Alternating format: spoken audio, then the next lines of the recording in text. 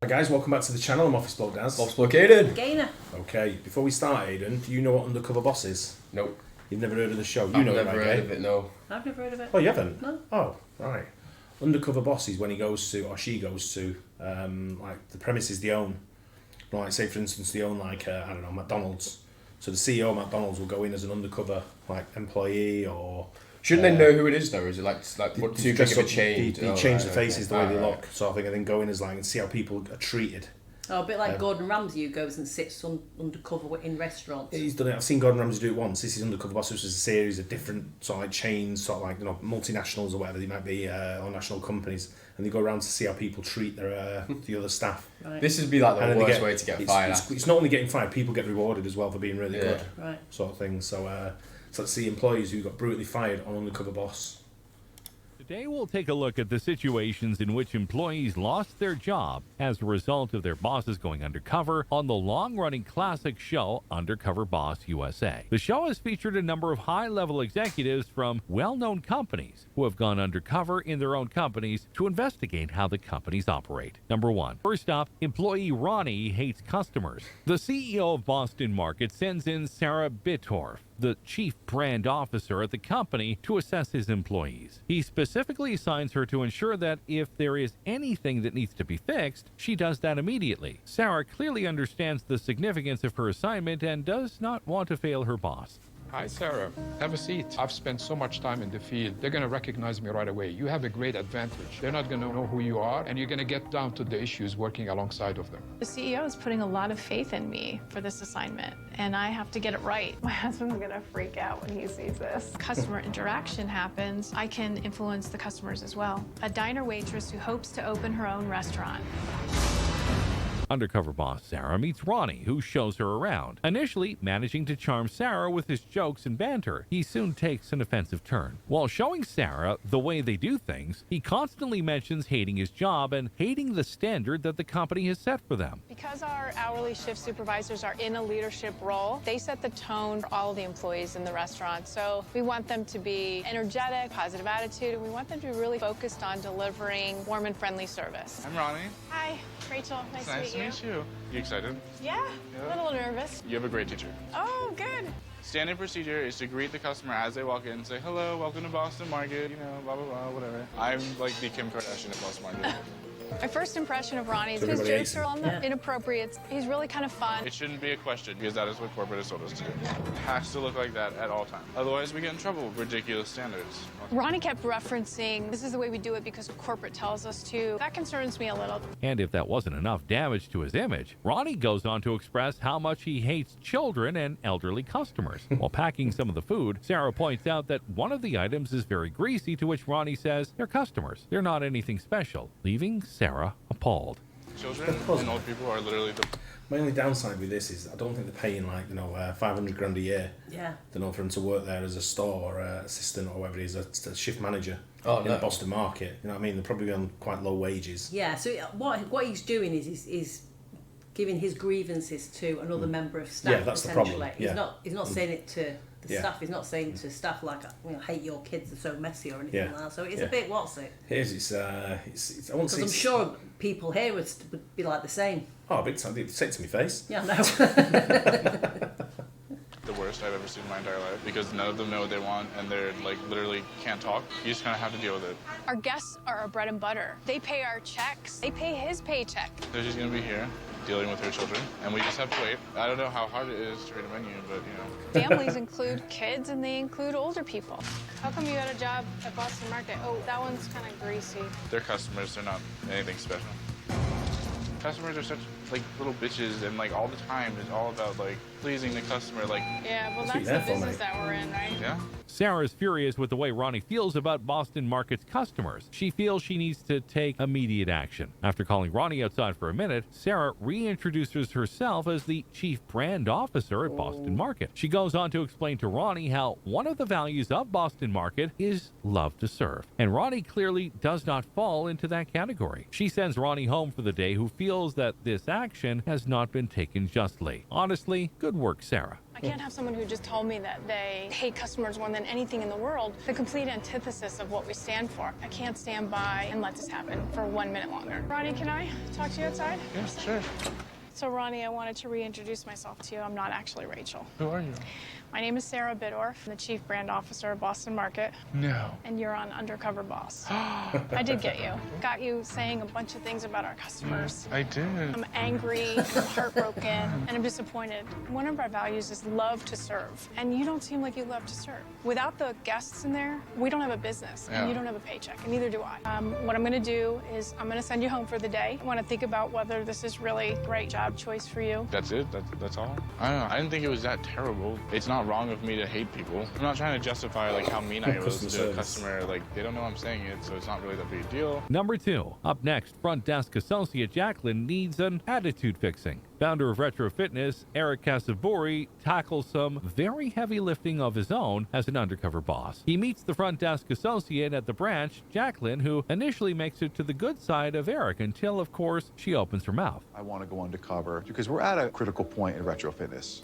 Today we're in Fair Lawn, New Jersey, Retro Fitness, where we'll be working at the front desk. It would be my expectation that whoever's working is up for the task. The front desk position is really important. Nice to meet you. Nice to meet you too. You got your... I do, yes. Oh, there we go. Ready. When it comes to a lot of stuff to know, but it's not hard.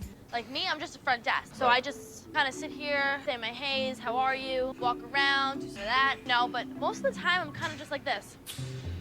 Someone walks in, hey, how you doing? Use that while you work. If someone may have a question, maybe they might not approach you because they think you're busy. That's actually never happened to me. People love to interrupt here. People love to be obnoxious. I'm not a slave.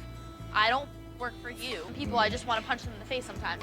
Oh, nice girl and nice smile. Think, hey, all is right in the world. And then she opens her mouth and it's like, you know, the bats from hell start flying out. Jacqueline's tongue is as sharp as a knife, and she chooses to stab while she teaches Eric how she does things. She shows him how to make smoothies her way instead of what the recipes tell them to do. And then she continues to dump all of the leftover smoothies down the drain. Eric, who objects and is dealt with by Jacqueline in the same manner and called condescending. Want to do smoothies? Yeah, I think it's great. They're really important. It's super explanatory. Like, you would be literally brain dead if you can't get it. So if you look at that and can't understand it, then you should probably turn around and not do this. Go here. This is our peanut butter and chocolate. We're not supposed to put more than what it says on the menu. And it says on the menu 1 pump. I always put 2.5. Tastes better, honestly. The juice bar is on average 15% of the annual revenue inside of the gym. One area of the gym that I really care about. At some point I realized that maybe we should have renamed it Jacqueline. Isn't it a bit weird to be selling like all that stuff in a gym?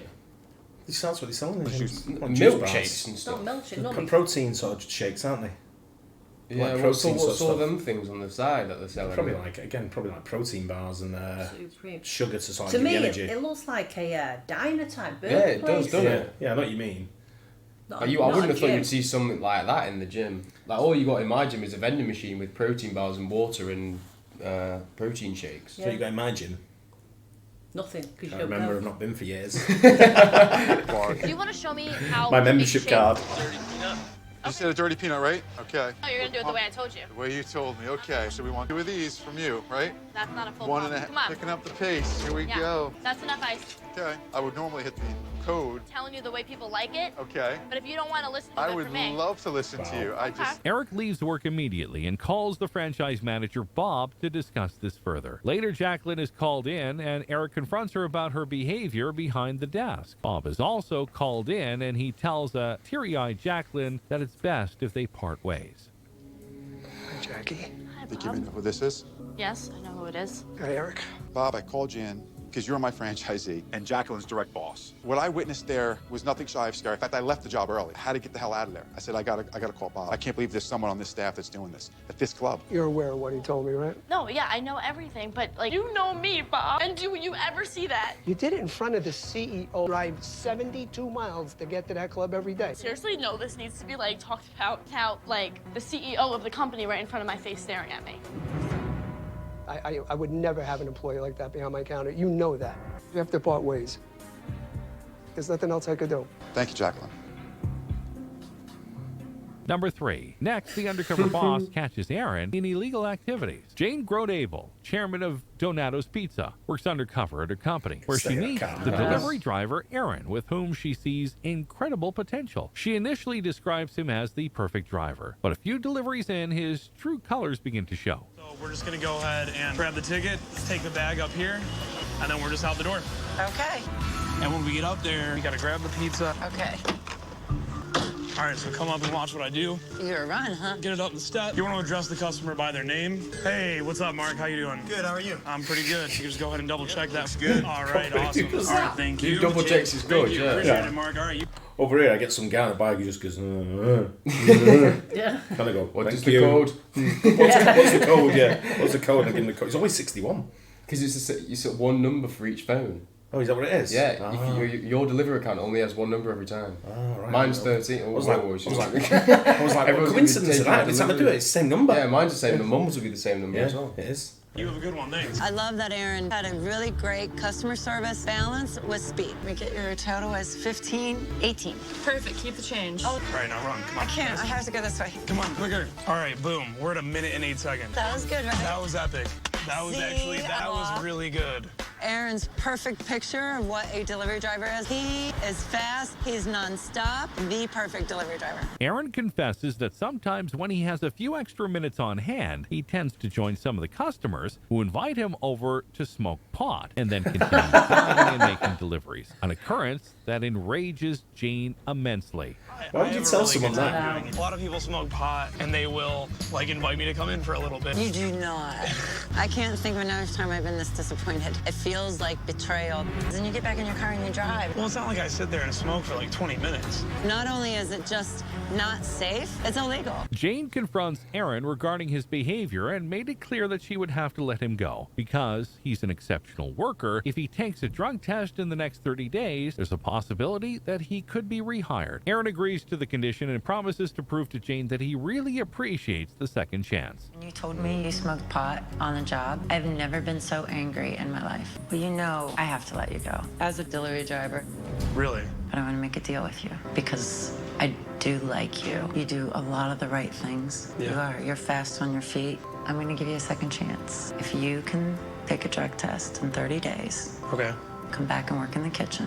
Wow, I really appreciate that. All right, great.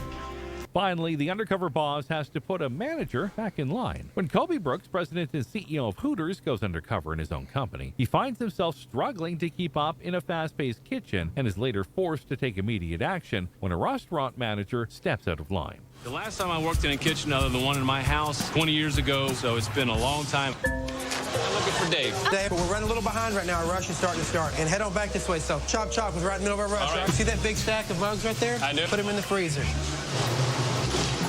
Let me grab one of the girls, get them to help you out. I got it. There we go. Take the little strings, tie it onto you, and just drag them along with you, all right? All right. Just follow Freddie on this side over here. Yeah, just chunk it in. The faster we get inside, they let you work this slow during construction. We call it a little bit. Start throwing some frozen mugs. That's it. Trash don't get out by itself, guys. Because right now you're creating a traffic. Yeah, I got it.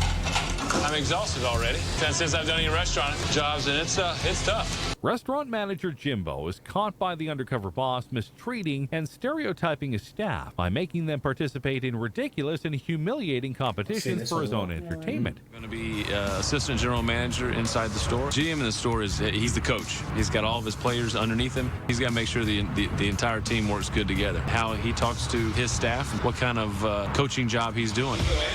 Hi, Scotty, how are you? The first thing we're going to do is uniform lineup, all right? Form this line, form a perfect line. It looks styled to me. Okay, makeup, is it on? Yes. All right, Bethany, have a seat. Compliment her on her lack of nails. There's some have a seat. When I first came in this morning, Jimbo made it very clear that, we are about the Hooters girl. He was very clear on what the brand's about. I don't think he's clear on how the brand should be treated. Shove their faces down. Do they seem to like those kind of things? Hey, no rules. Girls are spoiled, man, but they're all prima donnas. If you want to play some games, there's other games you can play. Are you serious? Go! Oh, get some of that. Oh, look. Brianna, how are they, baby? Oh, they look tasty. It's hard for me on this one to bite my tongue. If I could break cover, I would sit down and have a very long, serious talk with Jimbo. The things I saw today were inappropriate. I don't want any part of it. Later, he is called in by the CEO and reminded of how unacceptable his behavior is. Gladly, instead of pointlessly arguing like the employee in the Undercover Boss incident before him, he admits his mistake. The way that you interact with the girls, quite frankly, is inappropriate. You're no better than they are. You said, don't forget, all these girls are prima donnas. Just stereotyping your whole cast of girls. There's lines you don't cross. Apology to your staff is necessary in this situation. You do that for me when you go back? And I took a step back and, okay, I get it. I get what he says, and yeah, I'll make it happen. Yeah, there's some, when it goes like that, I mean, you are catching people out who are representing your brand. Yeah. You know, I remember, not so much Undercover, but I always go out with salespeople to make sure they know that they're representing us right and how they do things, you know, in the past. But it's one of them where you look at things and you just think, you know, you say something to the wrong person and all of a sudden you've lost custom. I reckon most, like, if any undercover boss went and did that at their business, like, and you was talking to another employee, there'd always be, like, things, like, that aren't right that they're saying or doing. I agree, and I think, like you say, a lot of these places, they're not paid massive amounts. The restaurant managers will be well compensated, don't I imagine? You know, like the Hooters guy there, he's probably he's probably making a good running restaurant. Yeah, he's probably making a decent living. But like, you know, delivery drivers and stuff like that, they're probably not raking it in, and he's you know, he's one of them. He shouldn't be smoking pot and driving. No. That's exactly. That's a bit of a no. But yeah, it's a good show, that Undercover Boss. You should watch it. Yeah, it's a good one. I enjoy it. The old one, or it's older now. I've not seen any newer ones. I'd like to see the one where they get them like recommendations. Yeah, rewarded. Yeah, the reward comes from it. Yeah, because it does work both ways. Yeah. But it's a good idea for a show. Yeah. Anyway, hope you guys enjoyed it. Don't forget to like and subscribe. We'll catch you on the next one. Cheers. Bye. Cheers.